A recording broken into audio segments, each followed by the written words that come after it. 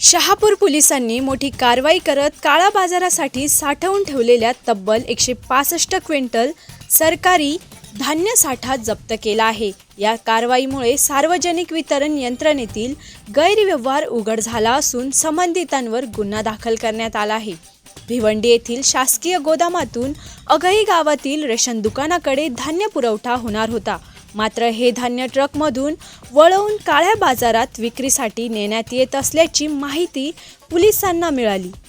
त्यानुसार शहापूर पोलिसांनी सापळा रचून ट्रक पकडला। ट्रकमध्ये 160 क्विंटल तांदूळ आणि 5 क्विंटल गहू असा एकूण 165 क्विंटल धान्य साठा आढळला। ट्रक चालक एजाज शहा याला अटक करण्यात आली असून या प्रकरणात आणखी काही जणांचा सहभाग असल्याची शक्यता पोलिसांनी वर्तवली आहे। घटनेची माहिती मिळताच तहसीलदार व तालुका पुरवठा अधिकारी घटनास्थळी दाखल झाले। पोलिसांनी जप्त केलेले धान्य शासकीय ताब्यात देण्यात आले।